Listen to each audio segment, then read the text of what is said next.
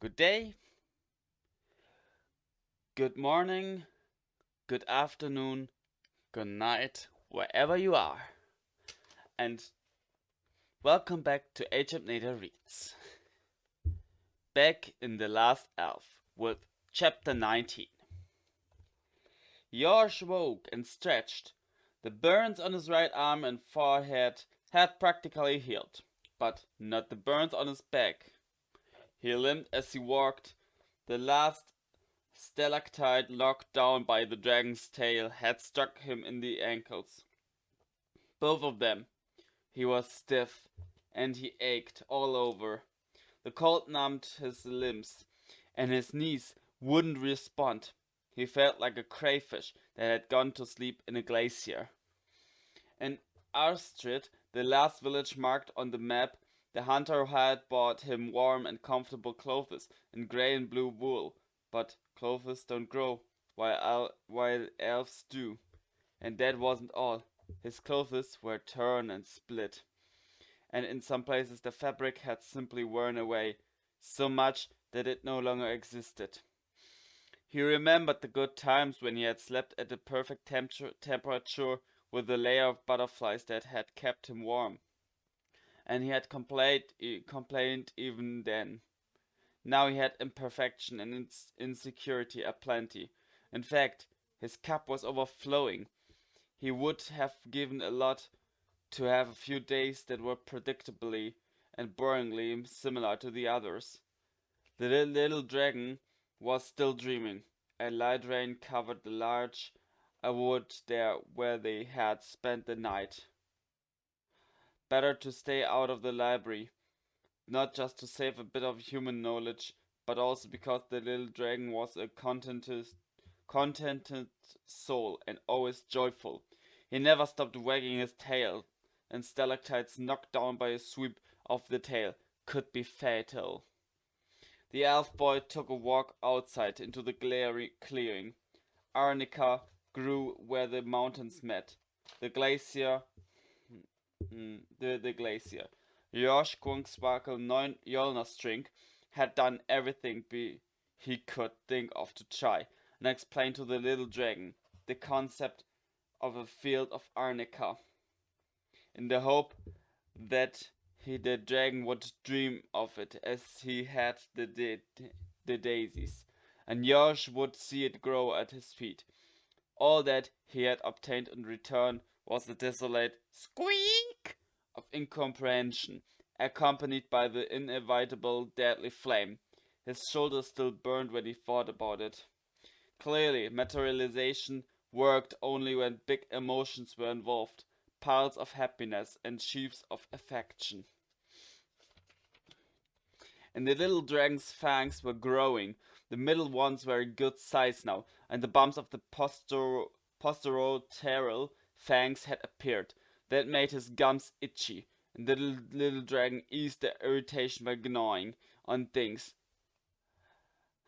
What with the books that had ended up on the pyre and those that had ended up shredded? It looked as though the knowledge of future generations was seriously under threat. It was like sharing a house with a 1,600-pound mouse. Yorsh had managed to limp as far as the arnica. There weren't many plants, but there had been enough to heal his back and his shoulder, to extinguish the dragon, or at least to weaken his flames. Yorsh would have needed aconite and digitalis as well, but the problem was that the book didn't tell him what dosage he needed. It recommended that few flowers should go into the infusion because many would be poisonous, deadly poisonous. How many is few? And how many is many? Unable to resolve the issue, he had to put up with the burns. All he could do was put a check on them by making sure that he didn't cause the little dragon any kind of sudden emotion. Yosh finished tending to his burns. He got to his feet. Behind him, the snowy peaks of the dark mountains stood out white against the blue sky, and the valley opened up beneath him. He let his eyes wander. Smoke still rose from the clump of red firs, where a little fox had suddenly appeared, startling Airbrow. But the fire in the patch of brambles near the pool where Airbrow had discovered a magnificent flock of butterflies had finally gone out. George limped toward the clump of larches. If Airbrow awoke and noticed that he was alone, he would be frightened, and more trees would end up as flaming torches. The little dragon was still sleeping among the larches. Yosh sat down and stroked him. His fingers passed slowly over the soft, warm emerald green skin. A newborn dragon weighs 1,600 pounds, the book had stated. 1,600 pounds of disaster and destruction. 1,600 pounds of bright little scales and affection. The dragon woke up, stretched, and gave an enormous yawn, which reduced the tip of the 100-year-old pine at the edge of the clearing to ashes. Then Airbrow noticed the elf and laughed merrily with the joy of seeing him again. Yosh managed to dart aside just in time. By now he had the reflexes of a cat, but a rosemary bush behind him burst into flames. Yosh went on stroking the dragon, who wagged his tail. Yosh and the little dragon pressed tightly against one another, close to the rosemary bush, which as it burned, warmed the air and made flickering golden lights through the fog.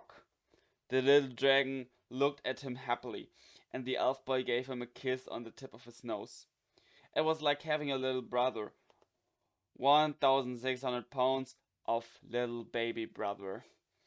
Josh opened the old embroidered knapsack that he wore on his shoulder belt and took out his parchment and a handful of golden beans for the little dragon. The dragon was wild about them and settled down in peaceful delight to eat them one by one, very slowly, like all dragonlets. The dragon cases to be a baby when it learns to fly. Only then does its infinite wisdom begin. Only then does it learn where it's riding and the correlation between its fire and the damage that it wreaks. Kuchen, and not when. After and in consequence. In consequence of the fact that it learns to fly.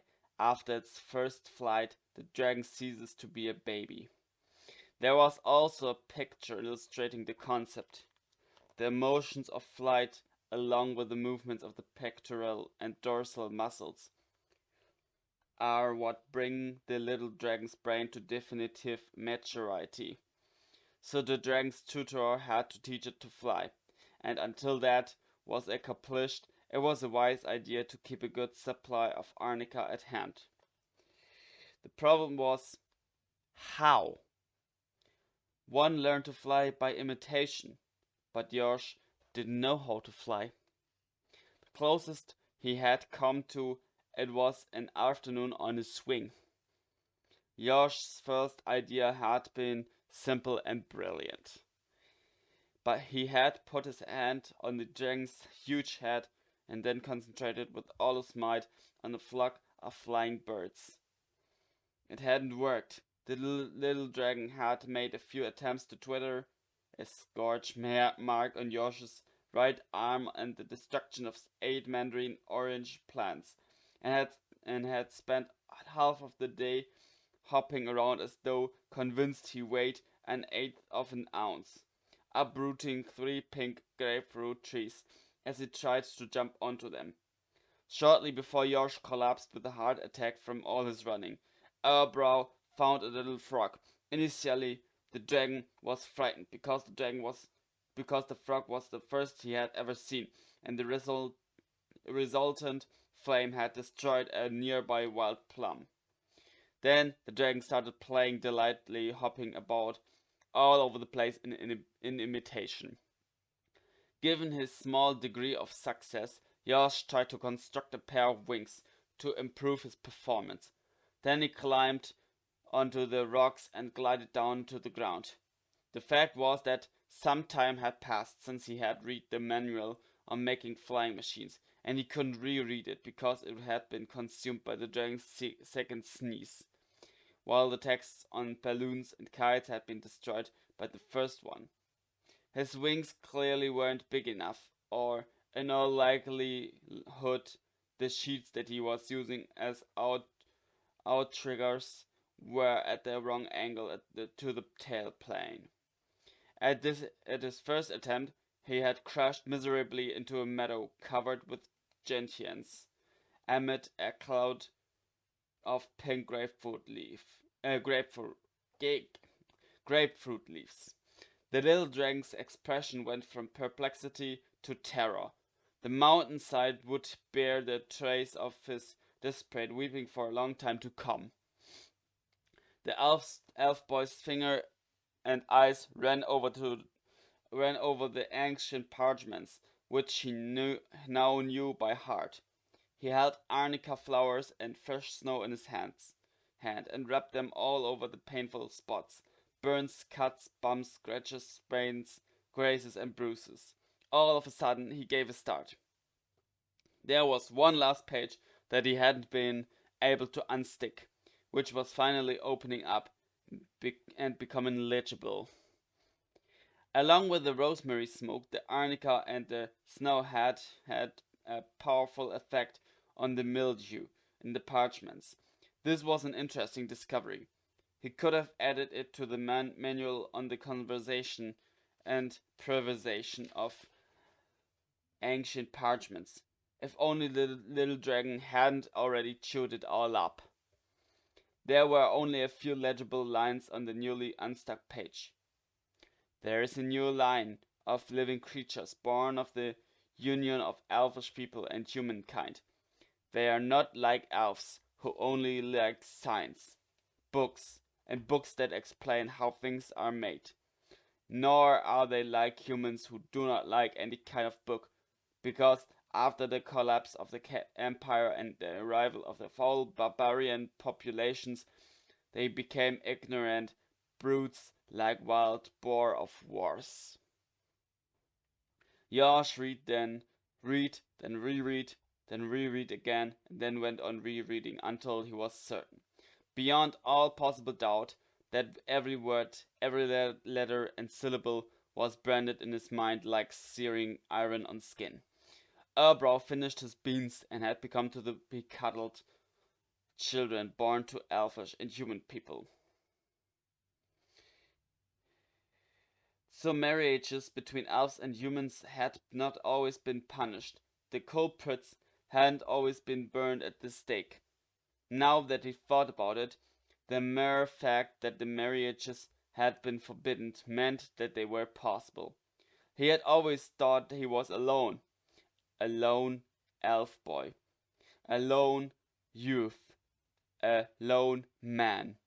A lone old man. To die alone among his books, alone or in the company of a dragon. And yet it wasn't so. He could marry a human girl. The very idea gripped his heart. A human girl would be human. That is, in short, yes, that is, with human characteristics. A non-elf might have hair that isn't blonde and eyes that aren't blue. Rotten teeth. It would be someone who are dead meat and squashed mosquitoes with its hands. It wasn't so much the heart as the stomach that was appalled to the prospect. On the other hand, if he didn't destroy the library with fire and collapsing stalactites, his little dragon would be able to brood his own egg there as well. A place of shelter, fruit, and as many revoltingly stupid novels as anyone could possibly want. Josh remembered the prophecy of Delagar. It had said something about an elf who was the most powerful. The last one, the most powerful elf, the last one would meet the last dragon. Yor shivered at the thought. The last dragon? The last one in the sense that there was only ever one at a time, or in the sense that this one wouldn't lay an egg, and without him his race would die out? He also thought he remembered that it was written that he was fated to marry a girl with the name of the light of morning, the daughter of the man and woman who... There were another 3 words, but he hadn't been able to read them. The characters of the second runic dynasty weren't easy to decipher, particularly when you read them while being carried by someone who was running at the time. If only he had been able to read the last 3 words, the ones that came after the word who. If only the hunter who had been carrying him had slowed down a bit, he would have had time to read, and now he would have no doubts concerning his fate.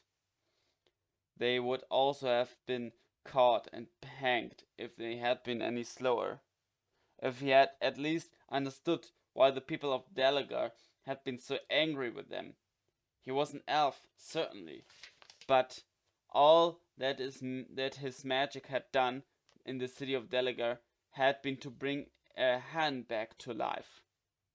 It was a very beautiful hen, with feathers of warm brown color. It must be he who had to marry somebody, a girl with the name of the morning light. He had to teach the dragon to fly. He absolutely had to teach the dragon to fly.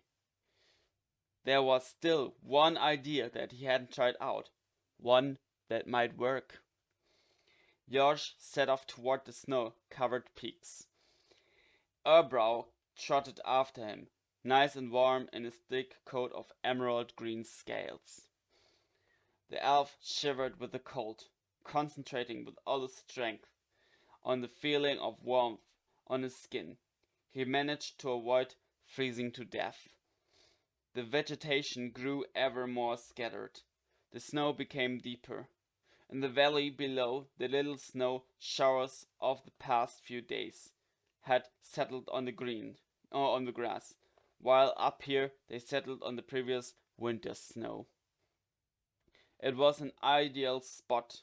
He had seen it from the valley, a big rocky projection above a sharp spur 20 feet below.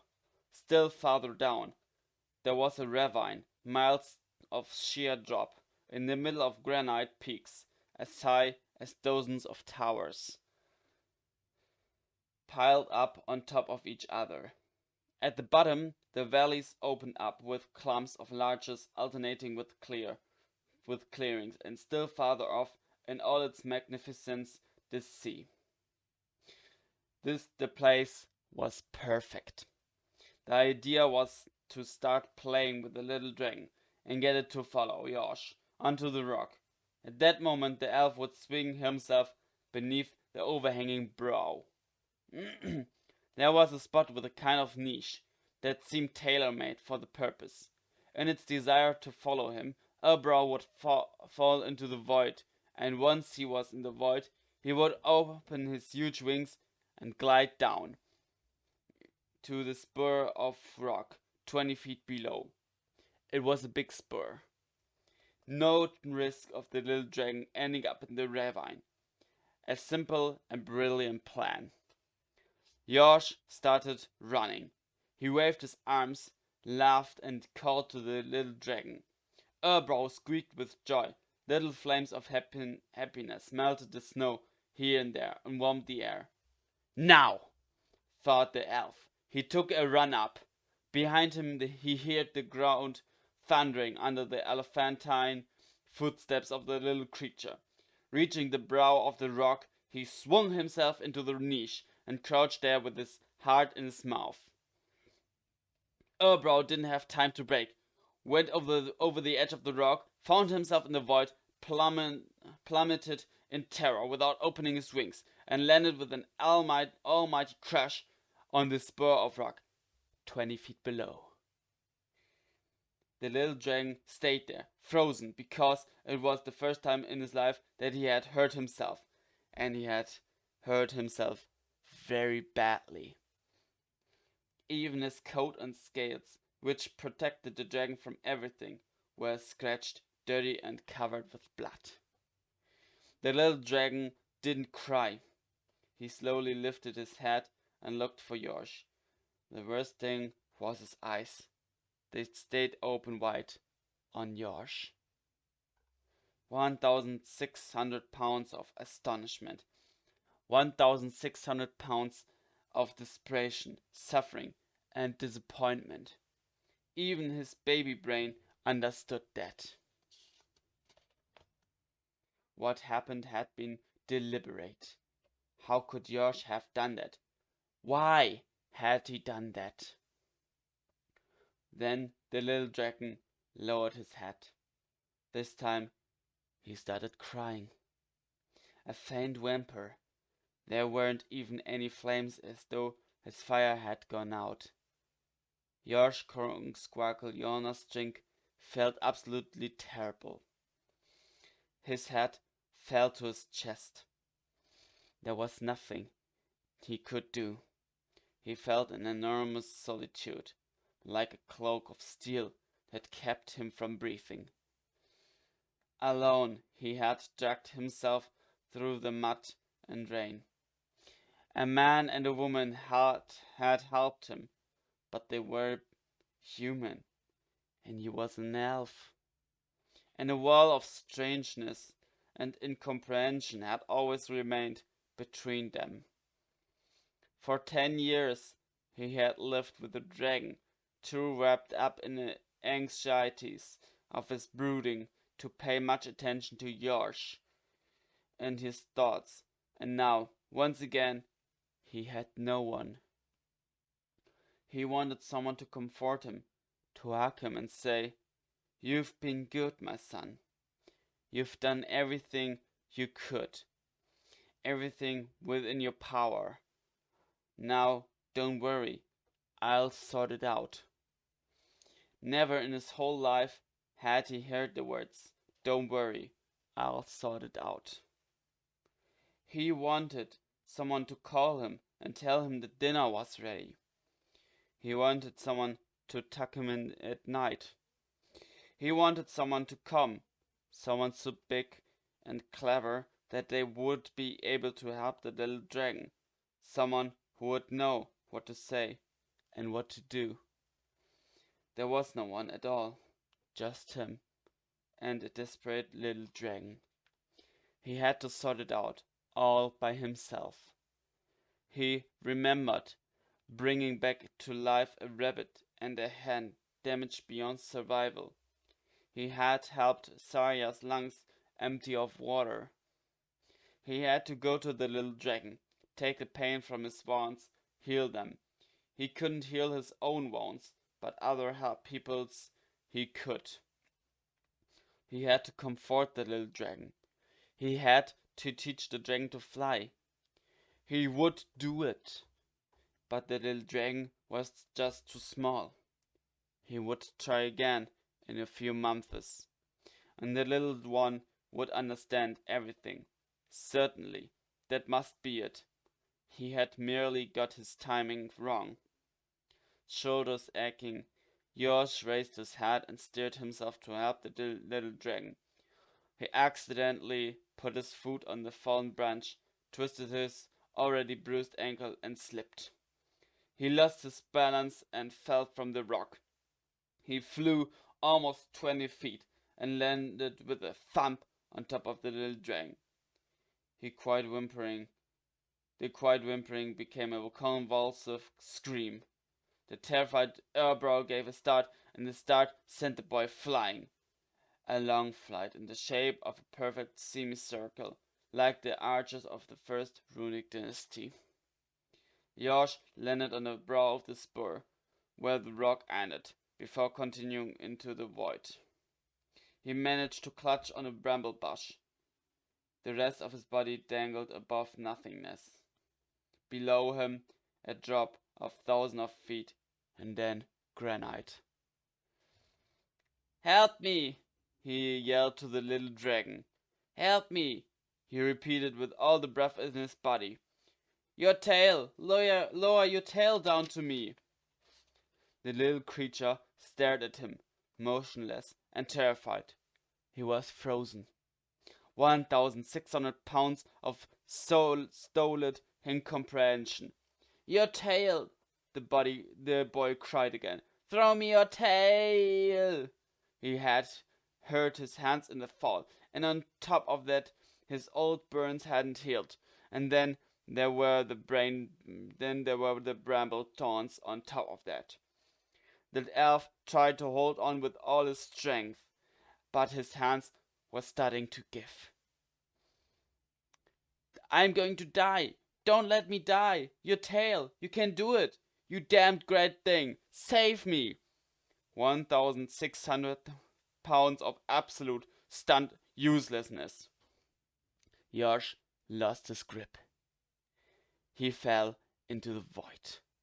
He tried to think of something, if not to save himself, then at least to suffer less when the crash finally came.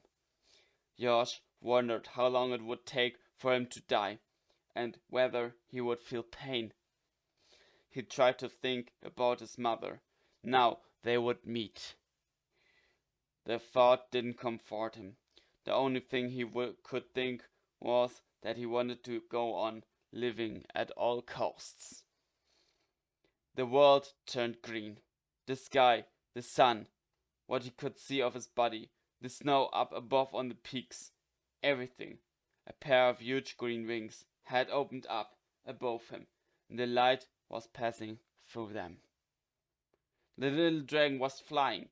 He was above Yosh with his wings spread. Urbrow's just copying me, Yosh thought, flying out of imitation. In a moment he's going to go squeak, and rather than smashing into pieces, I'll be burned alive. Then his eyes met those of Urbrow's. 1,600 pounds of decisiveness. 1,600 pounds of determination. The little dragon was coming to save him. When the dragon had fallen, he had been able to hurt. He had worked out that falling hurts. He was coming to prevent Yosh's impact with the ground. Flying with all his might, the dragon was coming to catch him. He had drawn level with Yosh now.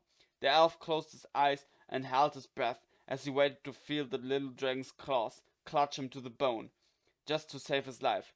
Perhaps he would be saved from falling only to be crushed to death. 1,600 pounds of intelligence. He felt the grip jerking him upward. Urbrow had taken him by the wrists, enclosing him between the two claws of his back feet. His grip was sure, strong, and soft. Urbrow's feet were still soft, like those of any puppy. The dragon hadn't even brushed him with his claws. His brain had matured. Yosh's plan was working. The little dragon veered resolutely upward and aimed toward the hills beyond the dark mountains.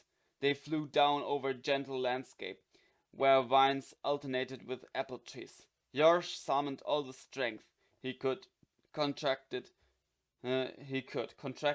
his abdominal muscles and pulled up his speed in a kind of somersault. Urbrow understood their maneuver and helped him by lowering his right shoulder and at the same time choosing the right moment to let go of his wrists. The elf boy was on top on the dragon's back, like true acrobats who had been training for years. Down below, among the vines, tiny figures were running away in all directions. "Let's get away from here," Yosh called. Urbrow turned again and headed for the sea. Beyond the dark mountains, which they flew over, high up above the clouds and then low, brushing the tips of their larches. Yosh discovered Then his library was now completely isolated. There had been 2 landslides, probably the spring before last, when the rains had been extremely hard and had coincided with a thaw. One landslide had closed off the steps that he had climbed with Monzer and Sire, and the other had destroyed the path that the 2 humans had taken when they had left. His library could now be reached only by someone with wings. Then, finally, he saw the horizon opening up before him. Beyond the valley, under the clouds, interrupted only by the gulls, he felt the wind in his hair. The sound of the sea mixed with that of the wind and the seagulls. The dragon's back seemed as though it was made just to receive a rider. There were 2 small inner wings, soft and warm, between the 2 true wings. The dragon noticed that the boy was shivering and closed the 2 lesser wings around him. It was the most marvelously comfortable place imaginable. Beneath them, the valley opened up in all its magnificence. Erbrow flew down to touch the larches, then rose again, flew down to the grass in a clearing, and then back up into the sky. The dragon's cry could be heard in the air, much lower and deeper than his usual squeak, and a line of fire formed in front of them. Erbrow passed through it so quickly that neither he nor the boy could feel its heat. With each cry, the sky turned to flame and gold before immediately returning to blue and white. The little dragon flew low over the sea, brushing the waves. Josh felt the salty foam in his face and hair. Around him, the waves followed the gulls flew. The horizon was unbroken. Erbrow closed the lesser inner wings tight around Josh, then plunged in. Once again Josh dreamed of being a fish, and the salt water around him became pure pleasure. They met a school of dolphins that looked at them curiously. A mother dolphin was close by with her baby dolphin, and for a moment Josh's heart filled with longing for the childhood he had never had. But then Erbrow turned back toward the sky, right through the middle of a cloud of gulls, and the boy's longing dissolved in the drops of foam that were left behind and beneath them. The dragon called again, his low, strong call like a hunting horn. No flame burst forth. Josh began to laugh. He had found the missing element to put out the dragon's fire much simpler than aconite, digitalis, and arnica. What one needed was simple seawater. And he didn't stop laughing, because flying up toward the sky, down toward the horizon, and back up toward the sky with the wind in his hair, the gulls close by, and a baby dolphin watching him in the water, was the very essence of happiness. And beside him, or to be more precise, beneath him, he had a true, big, strong brother. It was the circle of the horizon that he and Erbrow had broken by flying together. The circle of sadness. The circle of loneliness. He leaned over and hugged the dragon. He plunged his face into Erbrow's emerald skin and stayed there. The dragon called out with joy. This time its golden flame pierced the sky like a long thread of light. The sun sank low on the horizon, then disappeared. The sky filled with stars. A tiny island with an enormous wild cherry tree on it was the only land in sight.